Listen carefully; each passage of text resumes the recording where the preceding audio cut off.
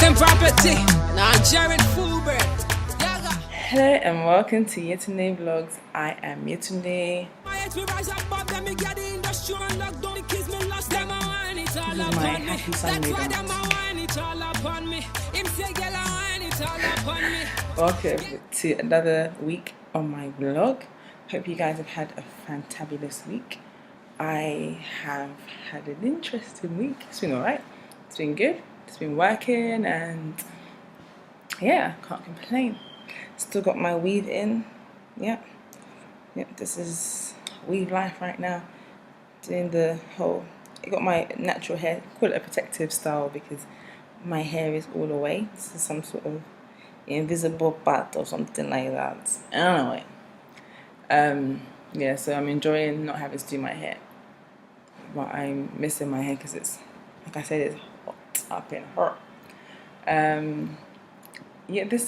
Today I'm just going to talk about the questions I always get. I always get loads of questions from like friends in the UK and just in general about living in Nigeria. Like obviously people who've never been here or have only heard what they've seen on the news or what their family might have told them. They have like general like curious kind of questions. Some of them more glaring than others.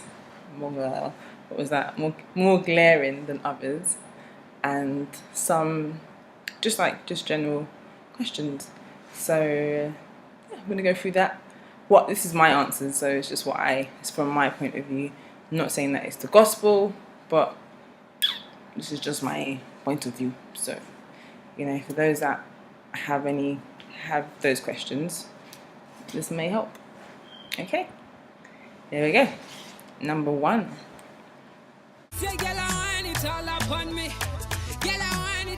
So Ebola has gone, as we've been told here in Nigeria, that it has left, thank God. I think when it was a major issue, people were in a state of panic.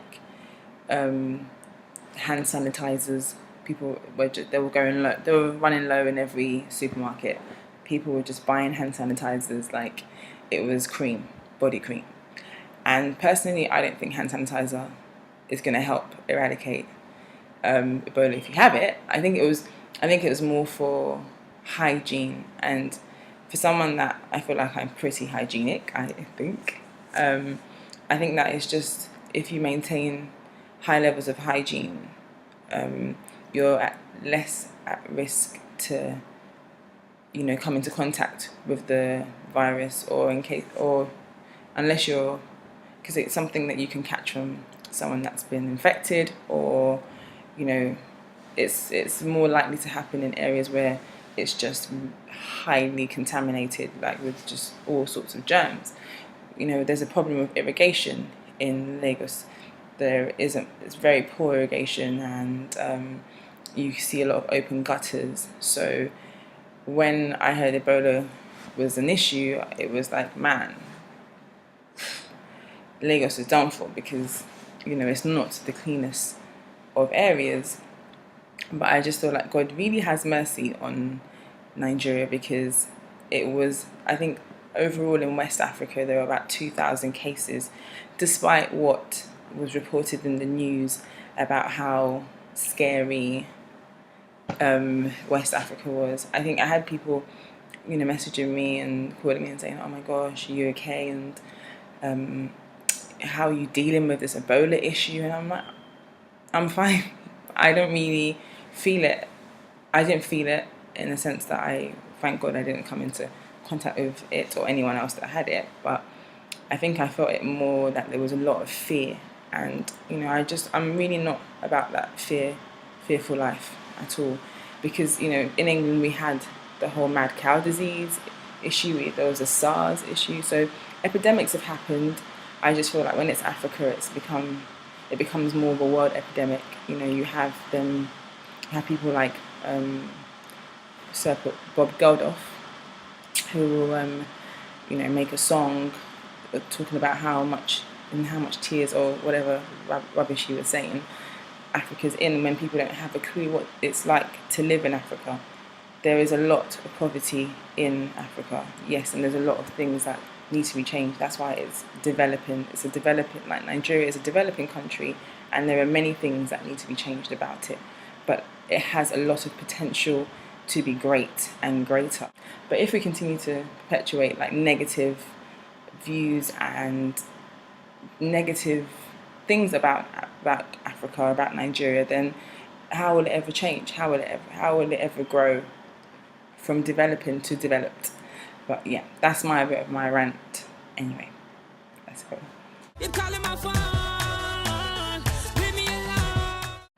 Number 2, again, fun stuff. So, living in the southern region, Boko Haram is more of an issue in the northern regions, but nevertheless it's a Nigerian issue. And I think I was saying to someone that it worries me that I don't feel it, enough, when there's a bombing in Yobe, I don't feel a connection, because the general idea is that, oh, it's up north. But Nigeria is Nigeria, and I'm just praying, and I just feel like in any way that I can, whether it's through charity, and through prayer. For me, prayer is a big thing. We need to stay unified and, eradicate this poison that is terrorism in Nigeria. Because 5-6 years ago, terrorism didn't even exist in the vocabulary when it came to Nigeria, but it is a big issue, and people are dying. The girls that were taken, they haven't been brought back, and they're no longer in the news, and that's a problem, because that could have been anybody. That could have been, God forbid, my sisters, anybody's sisters, but it wasn't. So for those that are not affected directly, it's very hard for us to stay connected. But I think it's just having to be reflective and understand that it matters, and everybody matters, and we have to continue to pray and keep it at the forefront of our minds. So, yeah. Number 3 is a common question: electricity. PHCN, or is it PCHN? I can never get that right. But all I know is that they are a bloody nuisance.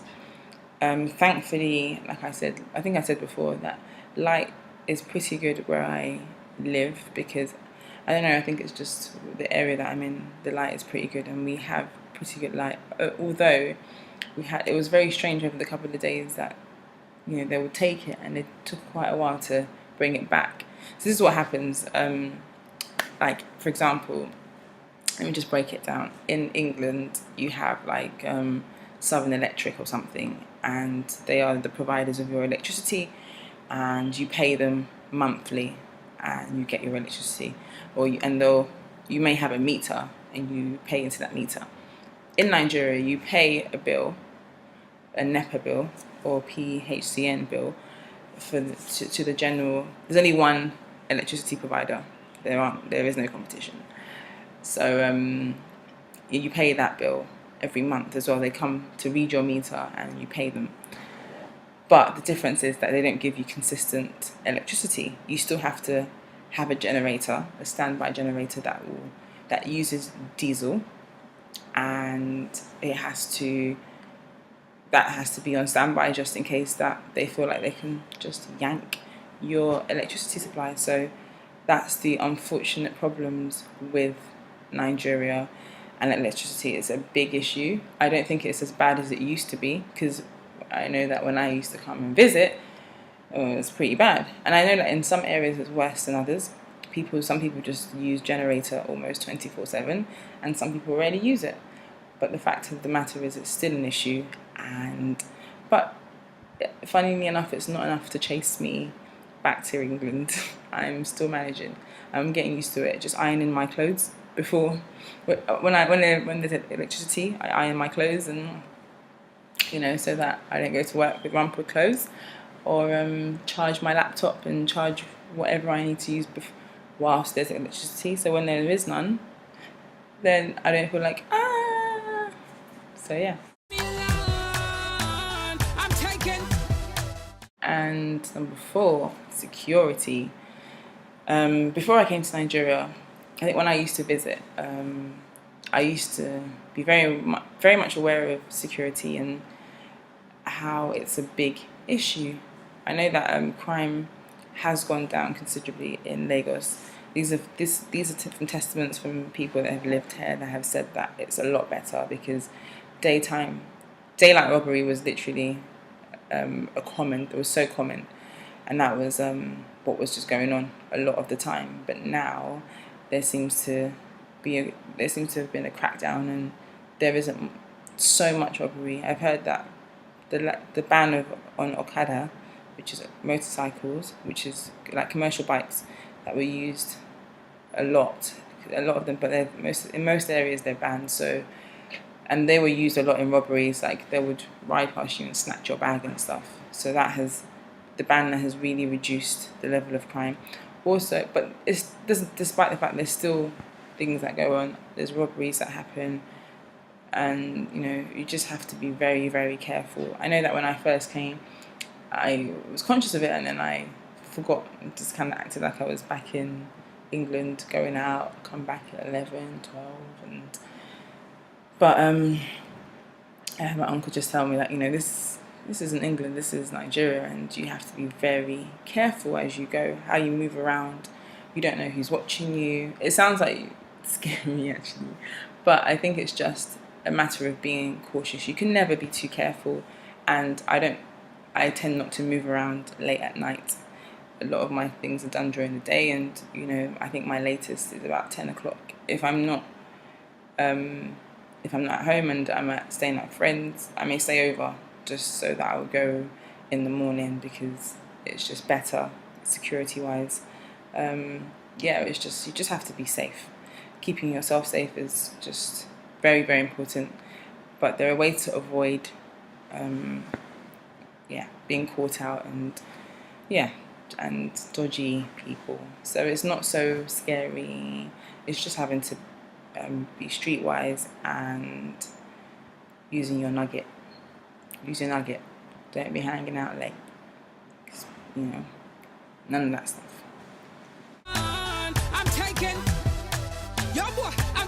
I'm always about that fun life.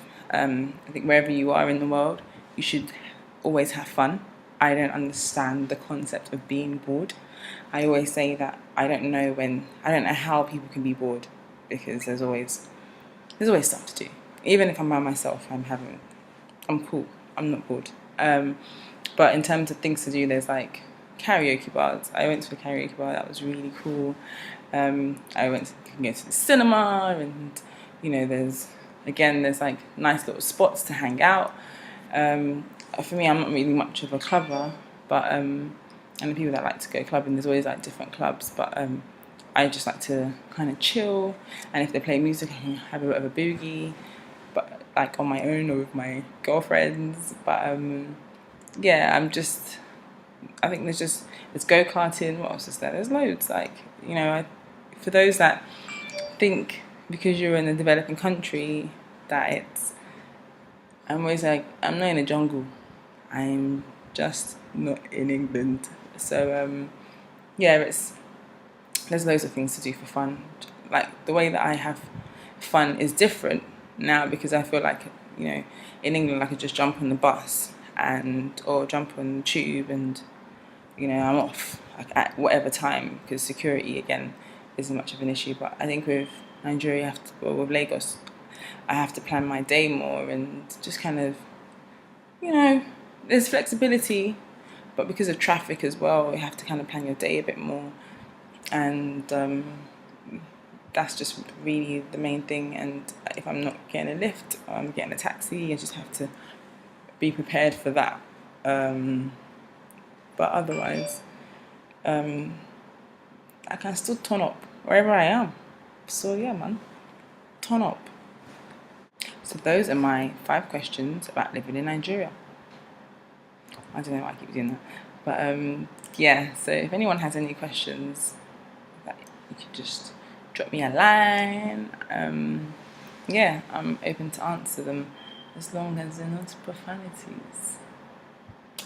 So yeah, that's been me today. I hope you guys have a pleasant week ahead. I feel like I will. Fun times. Yeah, man, I'm taking. Yo, I'm taking.